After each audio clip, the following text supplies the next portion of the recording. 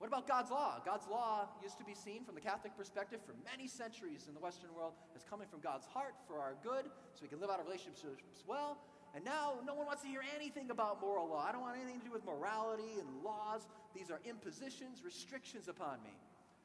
And our view of freedom is so skewed. It used to be freedom was about having the skills, the virtues, so I can live life with excellence and live my relationships well. Now it's just, I'm free if I don't have any other one telling me to do. I can just do whatever I selfishly want to do with my life. In fact, you know what John Paul II called the modern view of freedom? They say that, I can just choose. It doesn't matter what I choose. It's just, all that matters is that I choose. You know what John Paul II calls that view of freedom? A selfish view of freedom. So let me ask you this, and here's the crucial part of the talk I want to get to here. If life in the Catholic worldview was all about relationships, it's all about friendship, and now in the modern relativistic worldview, life's just do whatever you want, what do you think is going to suffer the most in our world? Our relationships.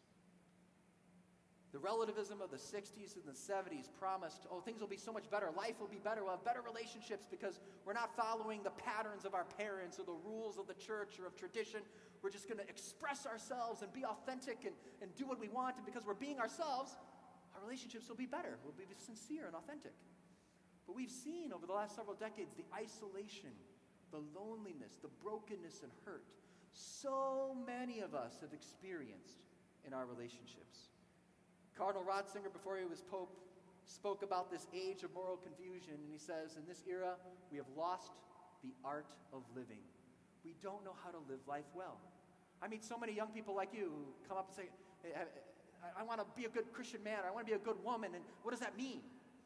Or I want to date well and have a good courtship. How do we do that? We don't know how to live life anymore. We don't know how to live our relationships well. Or, okay, I just got engaged, but now how do I get ready for marriage? What do I do? This was stuff that was always just passed on from one generation to the next, from family to family, community to community, parish to parish. It was just passed on, and now, I don't know. There's all these books, self-help books we have to turn to. We've lost the art of living.